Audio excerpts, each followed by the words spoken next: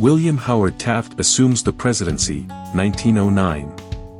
On March 4, 1909, William Howard Taft was inaugurated as the 27th President of the United States, succeeding Theodore Roosevelt.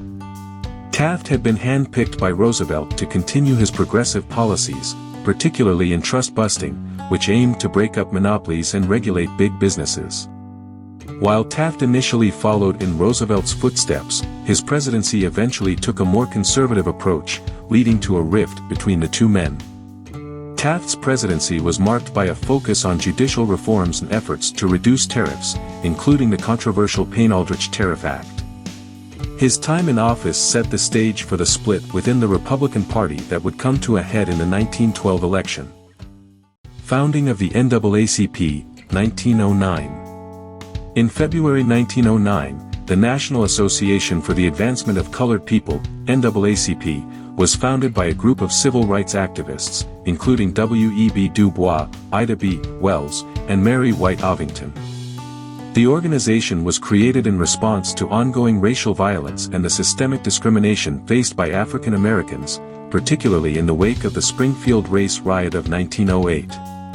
The NAACP became a pivotal force in the fight for civil rights, using legal challenges, public protests, and advocacy to combat racial segregation and disenfranchisement.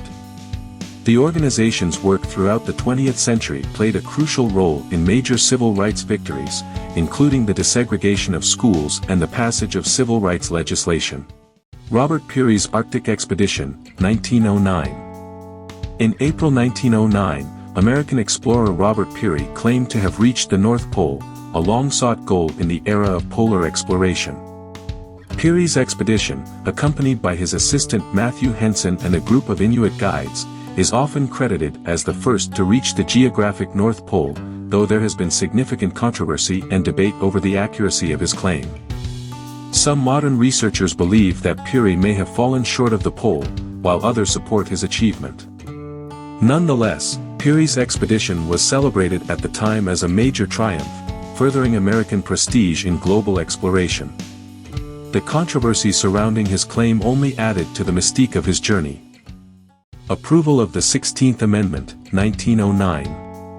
In 1909, Congress passed the 16th Amendment to the U.S. Constitution, which allowed the federal government to impose an income tax. This marked a significant shift in U.S. fiscal policy, as previously, the government had relied heavily on tariffs and excise taxes for revenue. The income tax was seen as a way to make taxation more equitable, ensuring that wealthier citizens contributed a fair share to the government's finances. Although the amendment was approved in 1909, it would not be ratified by the states until 1913. The 16th Amendment paved the way for the modern federal income tax system, which has since become the primary source of revenue for the U.S. government and plays a central role in funding public services and infrastructure. Mass production of the Ford Model T, 1909. In 1909, Henry Ford took a major step in revolutionizing the automobile industry by fully embracing mass production techniques for the Ford Model T. Although the Model T had been introduced in 1908, it was in 1909 that Ford began streamlining production processes, which dramatically lowered the cost of the car, making it affordable for middle-class Americans. The assembly line method allowed for faster, more efficient production, reducing the time to build a car from more than 12 hours to just about 90 minutes. By the end of 1909, Ford had produced over 10,000 Model T cars, solidifying the vehicle's reputation as the car for the masses.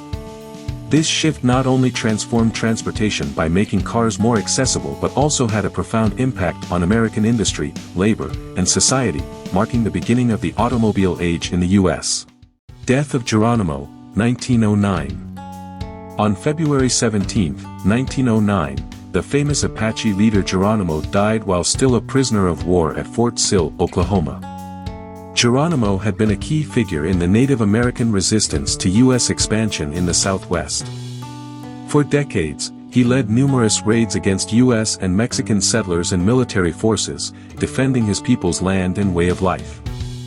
His eventual surrender to U.S. forces in 1886 marked the end of the major Native American resistance in the region. Geronimo's death in 1909 symbolized the closing of the frontier and the tragic loss of Native American autonomy and freedom. He became a legendary figure in American history, representing both the struggle and resilience of indigenous peoples in the face of U.S. expansion.